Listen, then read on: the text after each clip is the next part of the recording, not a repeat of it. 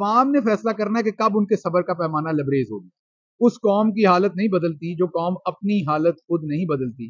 یہ آپ کو پتا ہے کہ پروون فیکٹ ہے پوری دنیا کا. قرآن مجید میں آیت ہے ہاں جی, یہ تو پروون فیکٹ ہے اور آیت بھی ہے کیونکہ آیت سچ پر ہے اور وہ دنیا میں بار بار یہ سچ ثابت بھی ہوئی. اب جس دن عوام نے فیصلہ کر لیا, ابھی لوگ اپنی زندگیاں لے رہے ہیں, اپنی زندگیاں خود ختم کر رہے ہیں, اور اس کی وجہ یہ ہے کہ ہر دن ایک یا دو زندگیاں ختم ہو رہی جو رپورٹ ہو رہی ہے. میرا خیال ہے کہ اپنی زندگیاں ختم کرنے کے بجائے ان کو اسٹرگل کرنی چاہیے اور ایک کلیکٹیو ایفرٹ کرنی چاہیے.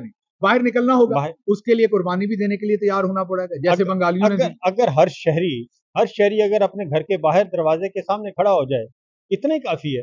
بنگلہ دیش میں یہ بھی ہوا تھا, یہی ہوا ہے نا 90s میں ہوا تھا ان کا کہ تمام لوگ اپنے گھروں سے باہر آ کے کھڑے ہو گئے تھے, کروڑوں لوگ. پاکستان میں عمران خان نے وہ کہا بھی تھا لیکن لوگ وہ کر نہ سکے.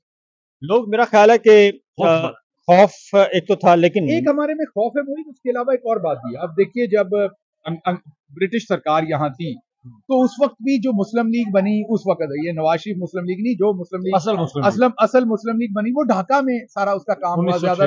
زیادہ لوگ وہاں پر تھے. پوری موومنٹ جو ہے وہ ایسٹ پاکستان نے ہی چلائی. ہم نے تو, ہمارے تو ادھر فیوڈل سے, اور انہوں نے آخر پر چڑھتی ہوئی بس پر, جیسے میں بہت سارے لوگوں کو کہتا ہوں کہ کل کو جب حکومت آنی ہے تو میں اپنے آپ کو, اگر عمران خان صاحب انشاءاللہ بنے گے پرائم منسٹر, تو میں اپنے آپ کو ایک دفعہ پھر اپوزیشن میں دیکھتا ہوں. میرا مشکل وقت پھر شروع ہونا ہے تب. اور وہ کیوں؟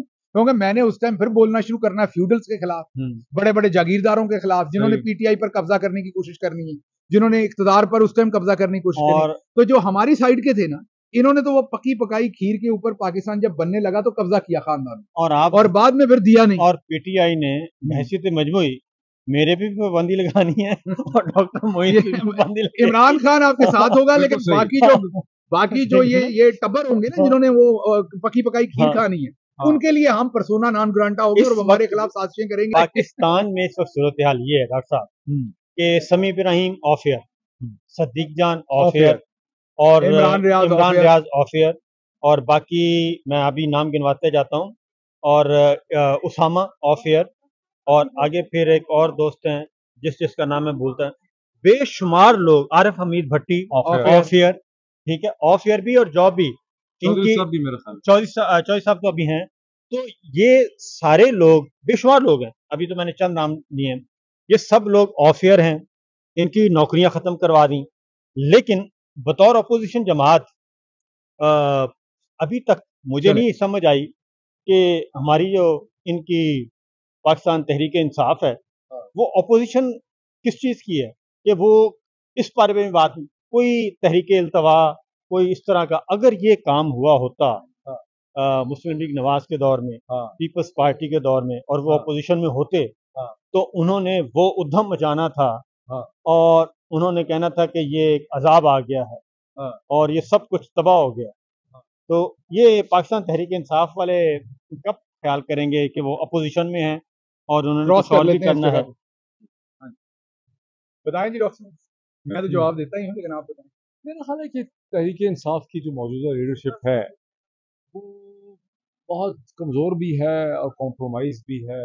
شاید حالات بھی ان کے بڑے عجیب و غریب ہیں, اور 9 مئی کا جو واقعہ کریٹ کیا پاکستان کے جنرل صاحبان نے اور شریف خاندان نے مل کے, اس کے بعد یہ لوگ بہت زیادہ گھبرا گئے ہیں, ڈر گئے. شاید کسی اور سیاسی جماعت کے ساتھ اس طرح سے ہوا بھی نہیں, مطلب کمپروز بھی ہیں, کمپرومائز بھی ہیں. لیکن میرا خیال ہے جو ہوا ہے پچھلے ایک سال میں, ایک سال کچھ مہینوں میں, 9 مئی کے بعد وہ ہوا بھی نہیں اس پوری جنریشن کے ساتھ پاکستان میں. 1977 کے بعد پاکستانی کسی جنریشن 77 میں بھی یہ نہیں ہوا تھا. میں آپ کو بتاؤں 77 میں بھی ضیاء الحق صاحب نے یہ کام نہیں کیا. انہوں نے پیپلز پارٹی کے لوگوں کو اٹھایا ضرور, لیکن کسی کا گھر یہ نہیں ہے, کم لوگوں کو اٹھایا. اس میں دیکھیں کہ پاکستانی اخبارات اور میڈیا کے خود ایون پی ٹی آئی کی ٹیم, کسی نے آج تک کوئی ایک لسٹ ایشو نہیں کی. ہر دفعہ پی ایم ایل این کے لوگ خواجہ آصف صاحب یا شہباز شریف کھڑے ہو کے کہہ دیتے ہیں کہ جی ہمارے لوگوں کو اٹھایا تھا تو رانا ثناء اللہ صاحب زمین پہ سوتے رہے. کوئی حساب تو کرے کہ پورے لوگوں کو 2017-18 سے لے کے آج تک اٹھایا کتنا تھا. میرے تو خیال ہے کہ 2 درجن بھی لوگ ایسے نہیں ہیں پی ایم ایل این کے نہیں ہیں. آپ اس میں مریم نواز کچھ عرصہ رہی. سر ایک اٹھایا جانا ہوتا ہے, ایک ہوتا ہے آپ 24 گھنٹے کے اندر اندر عدالت میں پیش کرتے ہیں. یہ جو اٹھایا جانا ہے نا, یہ صرف اس وقت ہو رہا ہے.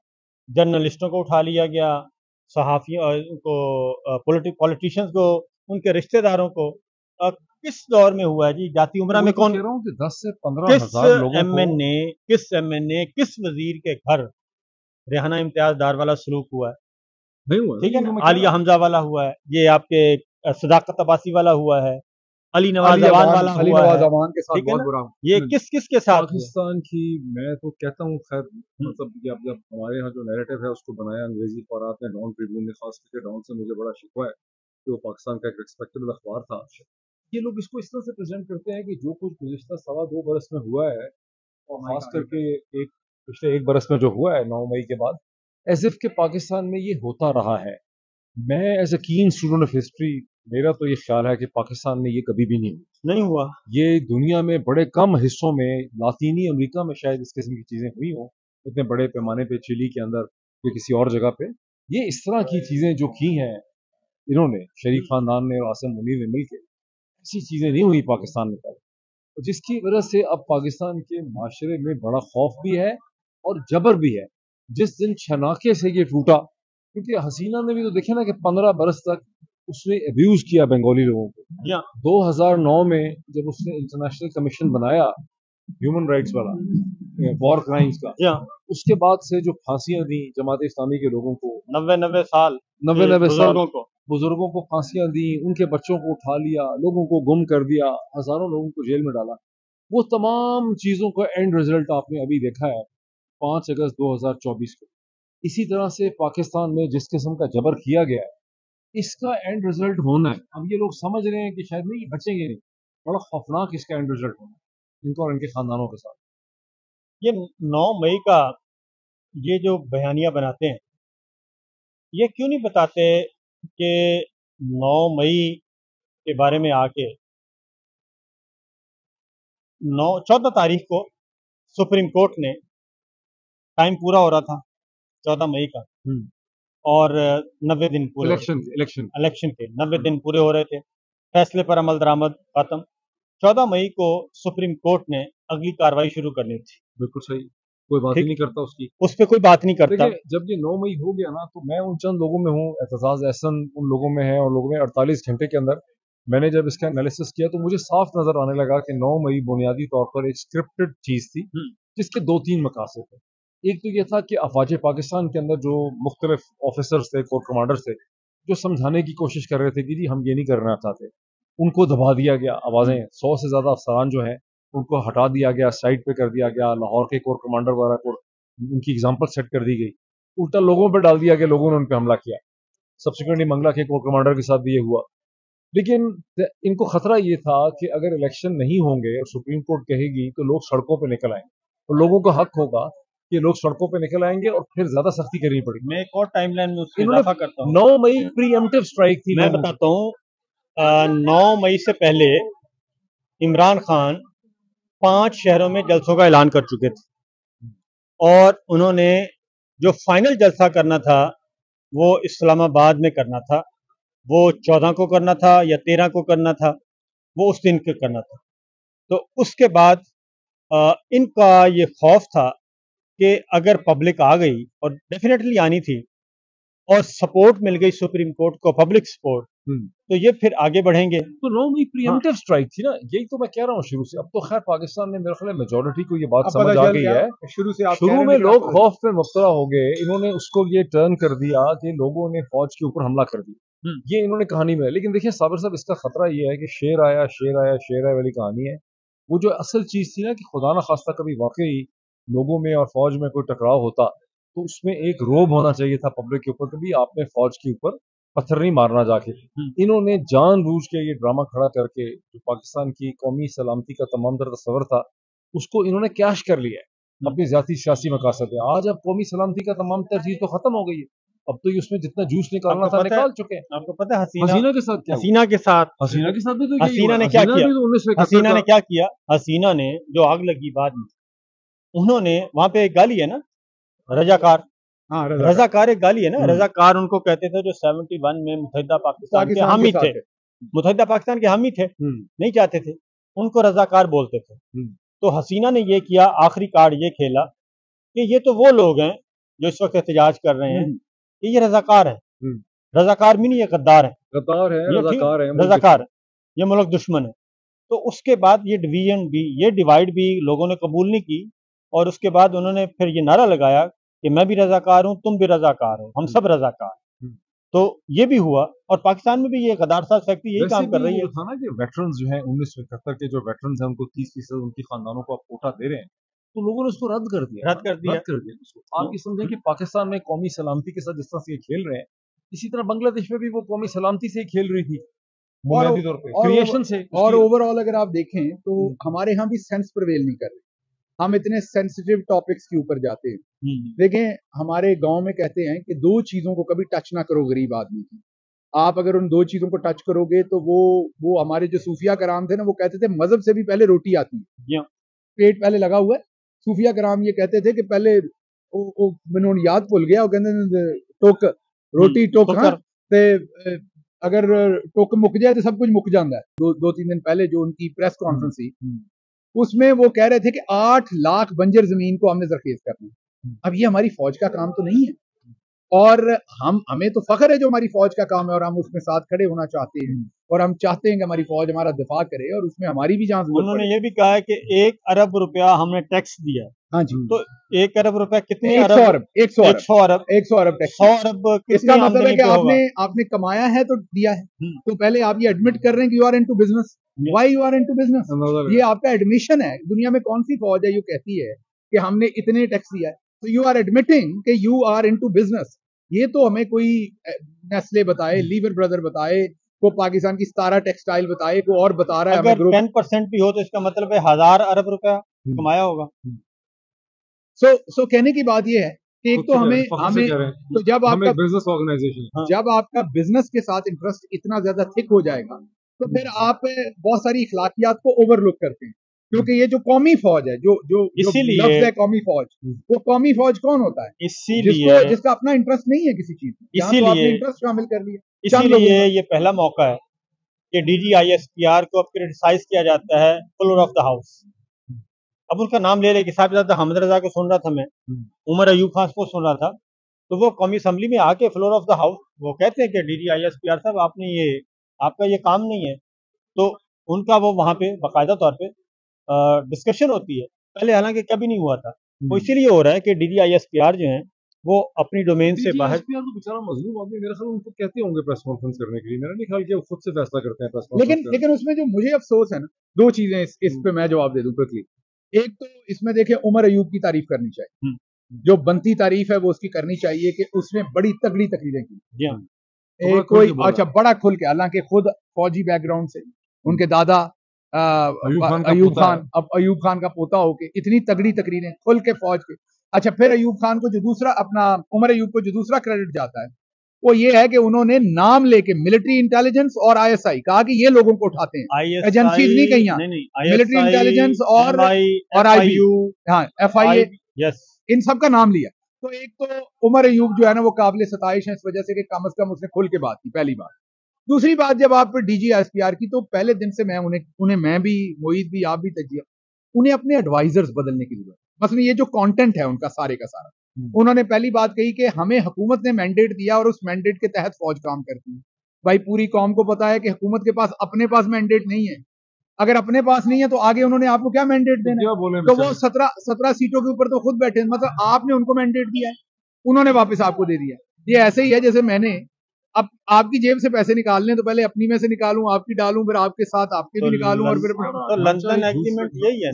दूसरी बात बयानिया, जैसे मैं आपको कह रहा हूँ, सारे का सारा उनकी प्रेस कॉन्फ्रेंस का बयानिया देखें तो कोई एडवाइजर, भाई 100 अरब वाली बात, बंजर जमीन वाली बात, FBR की शदाद जादूगर का क्या था कि सारी की सारी उसकी कहानी जादू पर बनाई हुई थी। ये कहानी FBR की डिजिटलाइजेशन भी आप पुलिस ने करनी है, बिल जो है वो अपना फौज ने करनी है, बिल जो है आपके बिजली के वो भी उन्होंने कई जगहों पर रिसीव करने। आप तो फौज को खुद मुश्किल चीजों में डाल रहे हैं जहां कंट्रोवर्सी हो। अब देखिए बांग्लादेश की फौज कितनी समझदार नहीं थी, भले वो उसका रिश्तेदार था हसीना का, but he saved an institution, उसने अपने इंस्टीट्यूशन को बचाया। हसीना ने जो आखिरी 3-4 घंटे थे उसकी तल्ख कलामी हुई आर्मी चीफ के साथ, जो अंदर के सोर्सेज वहां बांग्लादेश के बताते हैं, तो उसने कहा कि मैंने तुम्हें आउट ऑफ टर्न लाकर यहां बिठाया, तो उसने कहा मैंने आंखें नहीं बंद किए रखी जो भी तुमने किया था, लेकिन अब मैं गोलियां नहीं चला सकता क्योंकि तुम्हारे बाद ये कौम जो है वो मेरे पे आएगी, फौज पे आएगी। तो मैं इंस्टीट्यूशन तबाह नहीं कर सकता, I have to save it for the country. तो फिर और आखिरी बात कि Hasina wanted to deliver a last speech, अपनी फेयरवेल स्पीच, अपनी जाने वाली स्पीच वो करना चाहती थी। उसको बताया गया कि you don't have time, 45 minute है, हेलीकॉप्टर खड़ा है, ईदर सिट एंड लीव या दरवाजे खुल जाएंगे और पब्लिक आ जाएगी। देखिए हसीना को हिंदुस्तान भी रखने को तैयार नहीं है। हसीना को हिंदुस्तान में पढ़ रहा था इंडियन पेपर्स में, इंडियन गवर्नमेंट भी हसीना को हिंदुस्तान में रखने को तैयार नहीं। सर वहाँ के पूरी की पूरी बंगला कौम है जो वो देखे अवाम के साथ कौन जाता है। रजा शाह पहलवी का क्या हुआ था, वही हुआ होस्नी मुबारक का क्या हुआ था, तो ये इसी तरह ही होस्नी को तो फिर बचा लिया उसके बाद जर्नलों ने, लेकिन रजा का यही था कि दुनिया का कोई मुल्क उसको रखना नहीं चाहता। और यही कुछ होगा तो मेरा ख्याल है कि तवक्को करनी चाहिए। मेरे ख्याल में चीजें वहां तक पहुंच चुकी हैं और इट ऑल डिपेंड्स के लोगों का सब्र का पैमाना कितनी देर में छलकता है। मेरी इत्तला के मुताबिक तो समझाने वाले समझा भी चुके हैं कि बहुत हो गया, काफी है, छोड़ दें। ये इदारा किसी एक खानदान का गुलाम नहीं बन सकता। देखिए मेरा तो ये ख्याल है कि आर्मी अगर एक इंस्टीट्यूशन है, मैंने अपने वीडियो को भी कहा है, जनरल आसिम मुनीर साहब को समझाना पड़ेगा कि सर आप खुद अब आप सोल्यूशन का हिस्सा नहीं, अब आप सोल्यूशन का हिस्सा नहीं है क्योंकि आप प्रॉब्लम का हिस्सा बन चुके हैं। आपकी इतनी क्लोज आइडेंटिफिकेशन हो चुकी है नवाज शरीफ के साथ, जरदारी के साथ, कि अब आपके थ्रू कोई सोल्यूशन हो नहीं सकता। जनरल आसिम मुनीर को जाना होगा, जनरल आसिम मुनीर को ग्रेसफुली रिजाइन करना चाहिए, आर्मी उनको सेफ पैसेज दे। Pakistan army needs new chief. दो रास्ते हैं, मैं जरा थोड़ा सा एक कदम पीछे, कि या तो वो न्यूट्रल हो जाएं, फिर लोग आपको कहते हैं आप कंप्रोमाइज, आप एक कदम पीछे हो जाते आगे हो जाए, आप आसिम मुनीर साहब के ऊपर कोई फतवा लगा दें, आगे होके खेल। मतलब नहीं, ये मैं जान के उन्हें छेड़ रहा हूँ कि यहाँ पर जर्नलिस्ट होता है ना, हर जर्नलिस्ट का एक ओपिनियन होता है, जर्नलिस्ट का एक अंदाज होता है। मैं कहता हूँ साबिर साहब का अंदाज और है, मैं कहता हूँ, मैं और बात कर रहा हूँ, आपकी स्टेटमेंट नहीं, वो मैं मजाक उन्हें कर रहा था। अब उन्होंने कहा मैं एक कदम पीछे जाता हूँ, तो मैंने कहा कई लोगों ने आप पे तबसरे शुरू कर देने कि आप कंप्रोमाइज ने पीछे होकर तजिया कर रहे हैं। मैं ये कहता हूँ कि जैसे बांग्लादेश के आर्मी चीफ ने किया, तो 23 जून को 23 जून को उसने उसको आर्मी चीफ बना ना, 23 जून को उसका रिकॉर्ड बड़ा क्लियर था, क्लीन था, उसने कुछ किया हुआ नहीं था। जनरल आसिम ने बहुत कुछ कर दिया है। वो सारी बात देखें, वो सारी बातें मौजूद हैं, लेकिन एक बात मैं जरूर कहता हूँ कि अगर इस वक्त भी वो चाहते हैं कि ठीक है, क्योंकि मैं एक आपको बड़े इस हद तक मैं यकीन कि इदारा जो है ना, इदारा वो किसी खानदान का गुलाम नहीं बन सकता, होना भी नहीं चाहिए, बनेगा भी नहीं। मैं आपको ये बता दूं, बनेगा भी नहीं। और ये तो एक है ना डिसिप्लिन इदारा है। अदलिया बतौर इदारा एक खानदान का गुलाम बनने के लिए तैयार नहीं है। अदलिया ने बगावत कर दी, अदलिया ने बगावत कर दी है, स्टैंड ले लिया, ठीक है, स्टैंड ले लिया। और जजेस ने, अब कादी साहब जो हैं वो जीरो हैं। तो मैं यहाँ साबिर साहब के साथ अग्री करूंगा, हालांकि आपकी जो एनालिसिस है वो बिल्कुल वो प्रैक्टिकली दुरुस्त एनालिसिस है, लेकिन क्योंकि हमें प्रैग्मेटिक होकर कोई सोल्यूशन तैयार करना, और मैं बल्कि कल रात से अकेले ये सोच रहा था जो हसीना से हुआ, कि ये हसीना के साथ जो कुछ हुआ, इससे पीटीआई के लिए, पीटीआई के वोटर सपोर्टर के लिए, हम सब के लिए एक लेसन भी। और वो लेसन क्या है कि हसीना के बाप के साथ ज्यादती हुई थी, हसीना वापस आई, उसने उस बदले की आग में इतनी आगे निकल गई कि उसने उसके अंदर माइंस लगा दी और आखिर खुद ही उसमें झुलस गई। यार वो बाप वाली कहानी से ना बहुत आगे जा चुकी है। आई नो, उसने उसको एक्सक्यूज तो उसी को यूज किया ना, फिर आप नफरत में आगे बढ़ते जाते हैं। यार एक्सक्यूज तो देखें, वो पहली दफा प्राइम मिनिस्टर नहीं बनी, वो इससे पहले भी 90s में प्राइम मिनिस्टर बनी थी, 96 से 2001 पहले बनी। बांग्लादेश की एक बंगाली कौम की एक साइकी है, वो है कि वो मौरूसी सियासत, खानदान की वो नहीं है, गुलाम नहीं बन सकता। हमसे फर्क है, हमसे वो फर्क है, ठीक है ना। वहां पे ये अब ये ऐसे ही हुआ है, खुदा ना खास्ता, जैसे हमारे किसी फाउंडर के साथ ऐसा हो जाता, फाउंडर के किसी फैमिली के साथ, क्योंकि वो तो फाउंडर था, शेख मुजीब, तो ठीक है ना, फाउंडर था। और वो एक दरमियान में बहुत पीरियड आया, फिर हसीना माजिद को मौका मिला, फिर 15 साल का इक़्तिदार मिला, लेकिन उन्होंने जब देखा कि ये तो किसी और तरफ चल पड़ी है, वहाँ के सिस्टम ने और वहाँ के पब्लिक ने, तो उन्होंने उठा के उसी को बाहर फेंक दिया। और यही फ़र्क है।